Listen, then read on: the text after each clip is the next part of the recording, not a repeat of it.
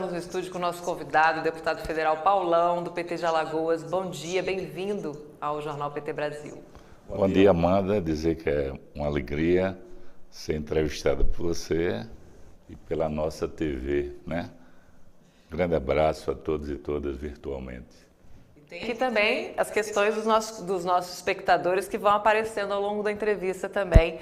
Vamos começar aqui falando sobre essa CPI, que foi uma proposta da bancada ruralista, né, e também representantes da extrema-direita, né, que impulsionou, né, a criação da CPI para investigar o movimento dos trabalhadores rurais sem terra, o MST. Eu queria que o senhor fizesse uma avaliação geral dessa CPI e dos integrantes, já que 8 deles são suspeitos de financiar a tentativa de golpe no 8 de janeiro. Amanda, na realidade, a oposição ela perdeu o discurso, perdeu a narrativa.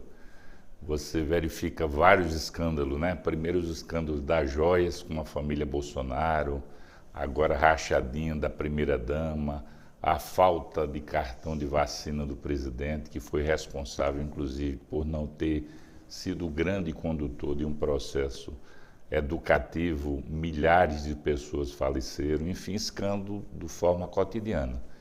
E eles abraçam essa CPI, primeiro que essa temática não é nova, essa tentativa ocorreu no passado, no sentido de criar um factoide, uma cortina de fumaça, no sentido de estabelecer e criminalizar os movimentos agrários como todo. O mais famoso, logicamente, é o MST, mas tem vários movimentos agrários no Brasil.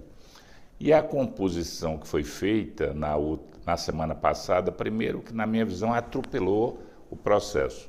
A gente tem uma relação diplomática interna, oposição-situação. E na hora que você faz uma composição, é natural que a oposição tenha espaço e o governo também.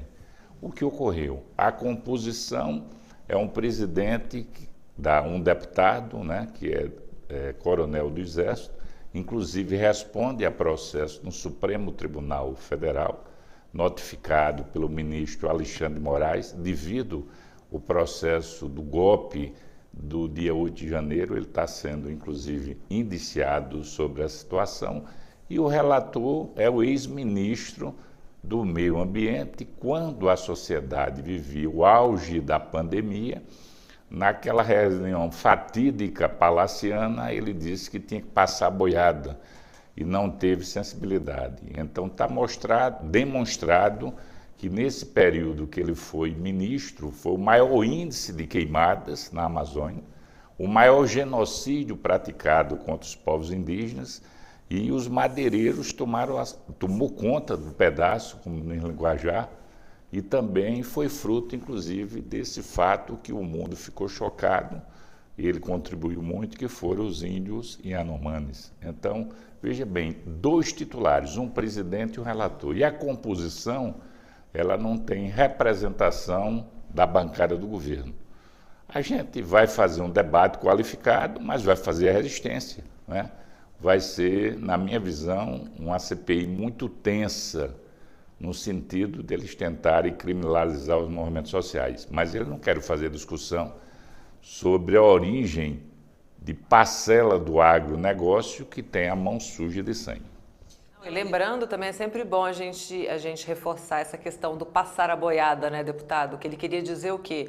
Desmatar, invadir terra, né, roubar terras dos povos originários, criar essa situação que a gente teve recorde de desmatamento, como o senhor mesmo falou, e ao mesmo tempo, o que o MST fazia, né?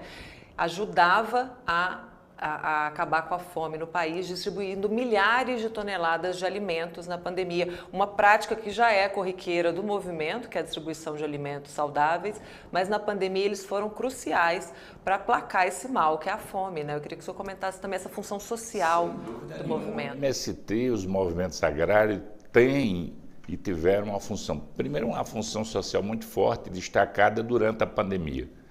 Uma pandemia que atingiu o mundo, paralisou o mundo. Naquele momento você não tinha vacina. E o MST teve uma visão solidária importante da sua produção, de pequenos agricultores, ter a solidariedade de quem naquele momento passava fome. O MST, inclusive, hoje já tem referência a nível internacional, de uma produção orgânica, que é referência para o mundo. O que ele produz, inclusive, não consegue dar resposta, porque o nível de pessoas que querem comprar é acima da sua produção, e que serve de exemplo, inclusive, para o agronegócio, né, que muitas vezes está utilizando venenos que está fora do padrão internacional. E no Brasil, infelizmente, usa, inclusive não só de forma individual, pulverizando através de aeronaves, que isso é muito mais grave. É uma luta que tem no plano nacional. O processo, Amanda, relativo à questão da luta agrária no Brasil, a América do Sul, o Brasil é o maior país do mundo, né? Então, são poucos países que não fizeram a reforma agrária. A gente tem uma dimensão continental. Os povos originários tiveram suas terras invadidas, né, quando vieram os estrangeiros aqui para o Brasil. Depois a gente teve o genocídio praticado contra os povos africanos que foram aqui escravizados. E quando ocorreu a abolição, essas pessoas não tiveram um processo indenizatório. Então, a terra, que seria o seu modus operandi, sua sobrevivência, eles não tiveram um pedaço diferente dos países considerados desenvolvidos, que um dos pré-requisitos para o desenvolvimento social de qualquer país foi a distribuição de terra. Então, a luta agrária, ela tem previsão legal. Inclusive, toda ocupação que ocorre pelos movimentos agrários, ele é feito em terras improdutivas. Você tem, no período da ditadura militar, tinha um grande empresário do interior do Paraná, dono de uma construtora, que ele tinha fazenda maior do que o estado de Sergipe. Multinacionais como a Volks, a Ford, receberam dos militares para fazer produção sem critério nenhum, e esses projetos depois foram abandonados. Eram terras públicas. Eu pergunto, por que não foi feito o processo onde você pudesse fazer um planejamento, né, de uma reforma agrária, não só a doação de terra, mas a reforma agrária para não ser a favelização rural, onde vem depois a casa, a energia, a água, a terra, né? Você ter condições de ter o financiamento, né? A semente no momento exato, a assistência técnica. E alguém pode dizer tudo isso sim, porque o agronegócio no Brasil só sobrevive devido ao subsídio do Estado. A Lei Candir, que foi criada no governo antes de Lula, é uma lei onde a produção in natura, exemplo, a produção de soja, que é uma das maiores do mundo, ela vai in natura para os países de fora e essas pessoas, o agronegócio, não paga os tributos. E depois o governo federal ainda paga a Lei Candir nos estados que esses exportadores colocaram o seu produto para fora do Brasil. Eu pergunto, por que não ser esse produto agregado? Você fazer a produção da soja, né, e ter um valor agregado, o Brasil ganhar com isso. Não. Então, esse modelo, na realidade, poucas pessoas sabem esse debate. São bilhões que são aplicados via Lei Candir, onde você, eleitor, onde você, ouvinte e que está assistindo a TV PT, neste momento você está pagando o subsídio através dos seus tributos para o agronegócio e ele não nega. E o Brasil não consegue fazer um plano permanente, perene, para a luta agrária. E pode ser feita uma pergunta, e por que o Lula não realizou? Porque tem uma questão chamada correlação de força. A população elegeu o Lula, mas não conseguiu eleger a maioria na Câmara Federal e no Senado que tivesse uma sintonia do ponto de vista de projeto para que ele pudesse fazer essas mudanças estratégicas para o Brasil. Então a gente tem que fazer mensurações. Agora mesmo, Amanda, a informação que tem, possivelmente nesse debate de reestruturação, claro que ainda vai ser analisado, poderemos perder a Conab, que tem um papel estratégico, que é a regulação dos preços dos grãos, principalmente, e o que a gente come, o feijão, né? O arroz, a soja, enfim, a cesta básica que o Brasil ele tem um papel regulador para não ficar na mão do atravessador. Com a reativação agora do MDA, o Ministério do Desenvolvimento Agrário, que tem como titular o ministro Paulo Teixeira, era importante que a gente tivesse a Conab vinculada ao MDA, mas possivelmente a força do agronegócio nessa casa é tão forte que poderá ir para o MAPA de novo. Já era do MAPA, né? Mas o presidente Lula compreendeu com seus ministros a importância de ter a Conab junto à agricultura familiar. Então é outra luta que a gente vai fazer no Congresso para evitar que ocorra essa situação. E aqui o pessoal está protestando também, né? Assim, agrotóxicos nunca mais. Bom dia, querido deputado Paulão. Ficou ainda mais conhecido quando falou do Elon Musk, sensacional. Bom dia, equipe da TV. A Beth de Brasília aqui te dando uma saudação. Alberto Quirone também. O Roberto Parente pergunta aqui se a bancada do PT, os nossos parlamentares, vão aproveitar a CPI para denunciar as invasões e assassinatos, né, promovidos pelo agro também. E o Alberto Quirone também pergunta se a CPI pode ser uma oportunidade também de esclarecer o quanto o uso excessivo de agrotóxicos pelo agronegócio é prejudicial ao Brasil. Olha, Amanda, vou aproveitar um ensejo. Eu fiz um pronunciamento na Câmara que cometi um erro na pronúncia desse multimilionário. A pergunta é que não quer calar, quem não comete erro? Mas a grande imprensa, principalmente as big techs, naquele momento, para a gente discutir aquele projeto importante, o interesse e peso que essas empresas têm, maior do que vários países, eles pegaram esse erro que eu cometi na pronúncia e tentaram discutir esse derivativo quando deveria discutir a essência. Errei sim, como diz a música, né? Mas o importante é a essência. A pergunta importante do companheiro, sem dúvida nenhuma. Eles vão tentar criminalizar. E é momento também da gente fazer o debate.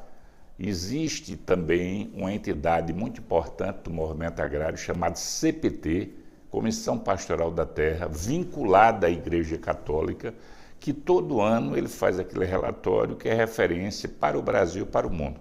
Os assassinatos contra os trabalhadores rurais, as pessoas que lutam pela terra. E aí você tem, na relação do agronegócio, várias pessoas que são os mandantes, que esses processos estão parados. Então, alguns famosos do agronegócio estão envolvidos, sem dúvida nenhuma, nesse processo de assassinato de trabalhadores. E é preciso também fazer uma discussão. No Brasil, infelizmente, a gente tem trabalho análogo à escravidão. Quando você faz o levantamento, você também tem dirigentes do agronegócio. É preciso dizer, e tem aquele famoso caso de um prefeito da cidade de Minas Gerais, Unai, que fiscais do Ministério do Trabalho e Emprego, fazendo a discussão relativa à violência, a trabalho análogo à escravidão, eles foram assassinados. E essas pessoas praticamente não tiveram a prisão definida, diferente de um hipossuficiente. Imagine, num momento que a gente ainda tem fome, e aí não é justificando, até tem previsão legal, uma mãe enfrenta o supermercado, vendo seu filho chorar de fome, ela adentra no supermercado e tira uma lata de leite. Essa mulher poderá ficar presa. E o prefeito de Unai, pelo contrário, ele não só saiu, como uma parcela do agronegócio foi receber ele no aeroporto, um assassino, e fez uma grande carreata. Então a gente tem um processo de inversão, né? No Brasil a gente está atravessando um momento, mas não é só o Brasil não, viu, Amanda? Você viu aquele caso agora do nosso jogador, né? Um dos melhores do mundo, ele ser atacado de uma forma assim, uma metade do Estado chamando ele de macaco, e isso faz com que a gente perceba que uma parcela da sociedade ela está com um viés fascista, e o mundo já conheceu isso na Segunda Guerra Mundial, quando Hitler governou a Alemanha e Mussolini a Itália. A gente não pode voltar esse processo de ódio e intolerância. Infelizmente, uma parcela que está querendo a luta para fazer o processo de luta contra o MST essa intolerância, este ódio, não compreender a importância da gente fazer um desenvolvimento social onde todos os nossos brasileiros têm espaço, lugar ao sol.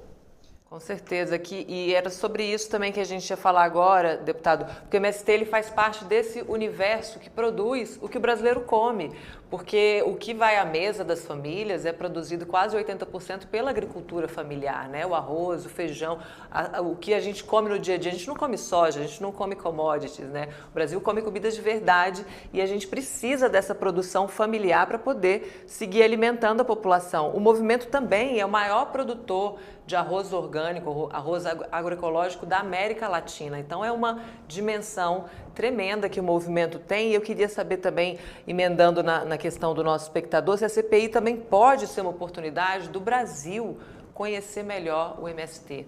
Sem dúvida. Hoje você tem uma parcela de jovens universitários que já conhecem o MST, principalmente as universidades federais, os institutos federais. Por isso que o MST tem uma relação muito forte, tem uma juventude chamada Levante, que estabelece um processo de parceria. Ele tem unidade na academia, ele tem uma relação junto ao Ministério Público do Trabalho, que tem um papel singular, junto ao Ministério do Trabalho. Ele tem, junto aos prefeitos, Amanda, eu sou do estado de Alagoas, um dos estados menores da federação, que tem uma contradição social muito forte. Quando você tem um assentamento, um acampamento, que ele é legalizado, se transforma em assentamento, aquelas pessoas recebem o seu pedaço de terra e a partir daí você tem casa, energia, acessibilidade e crédito, você muda o IDH do município.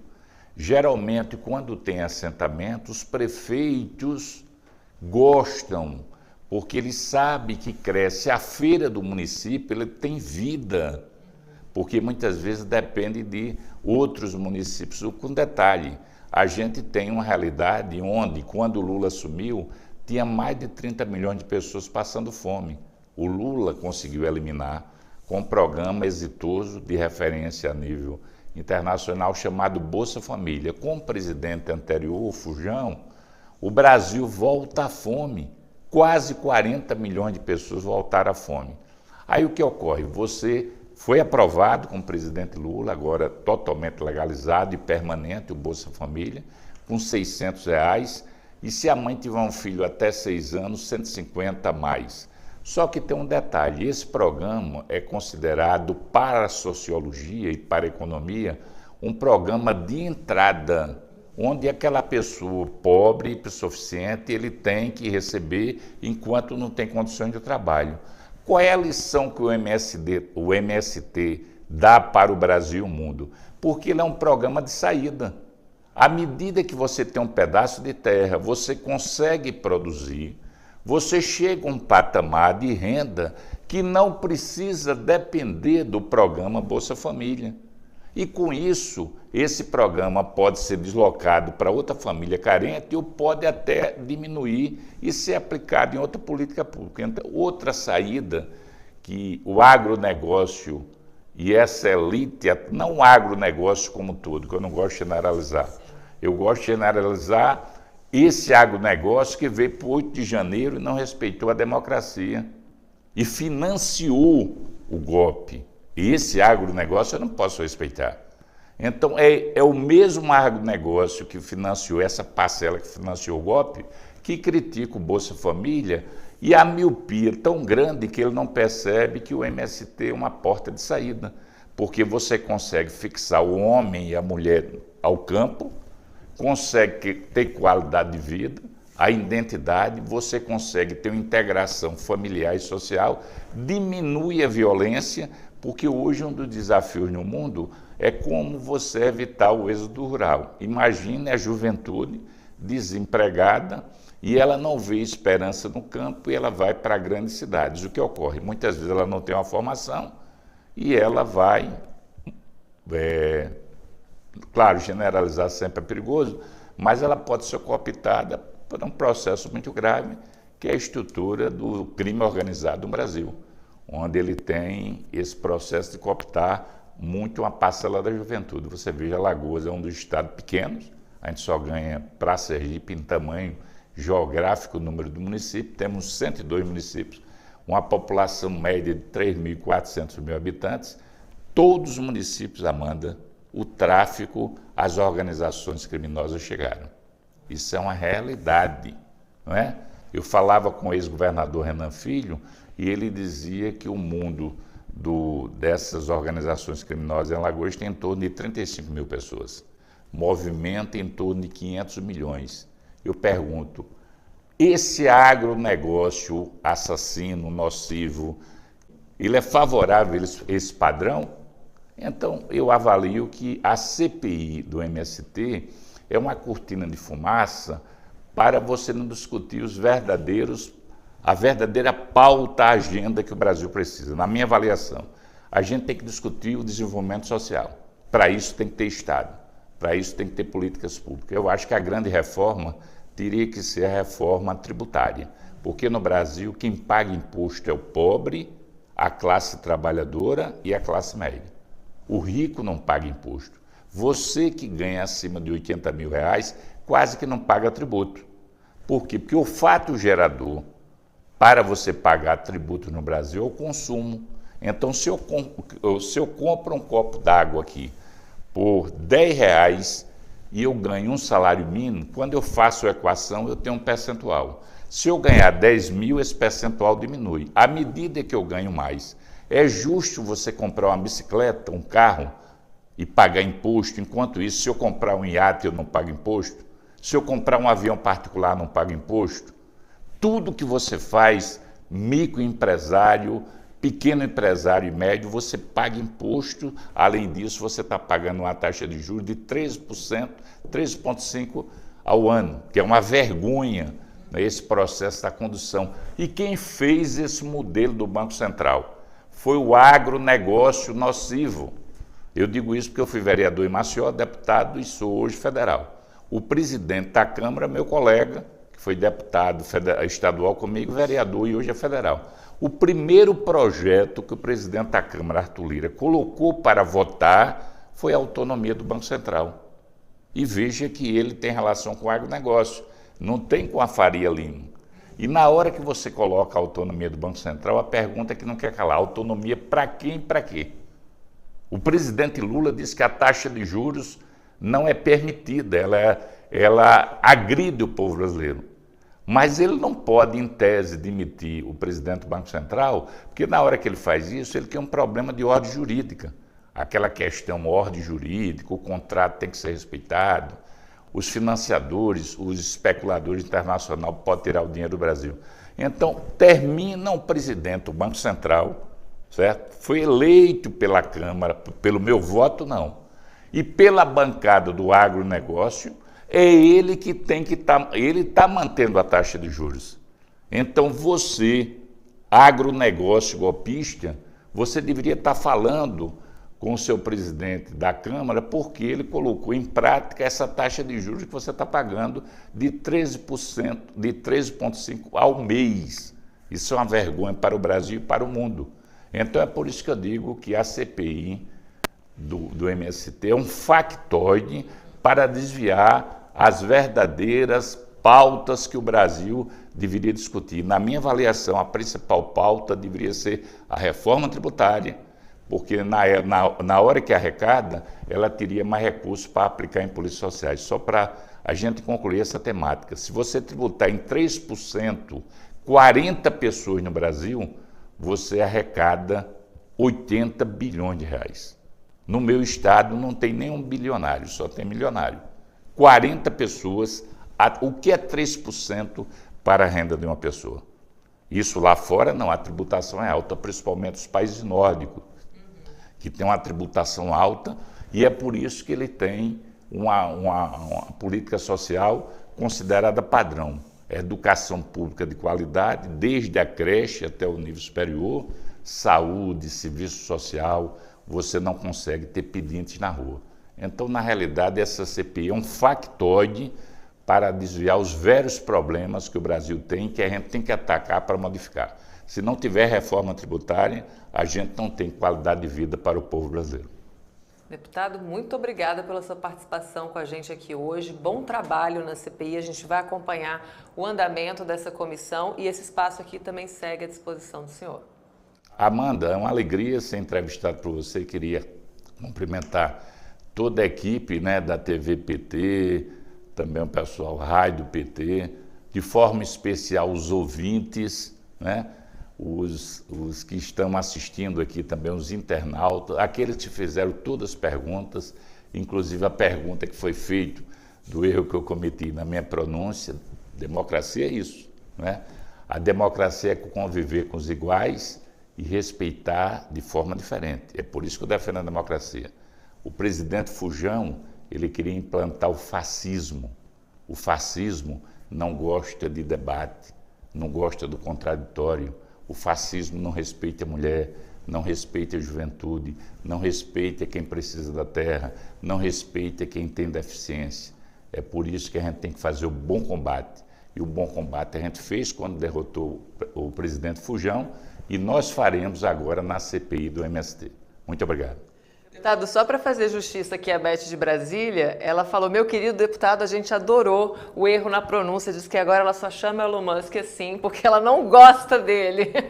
Então, só para deixar registrado aqui, obrigada mais uma vez pela sua presença e você não sai daí que a gente já volta com o Jornal PT Brasil.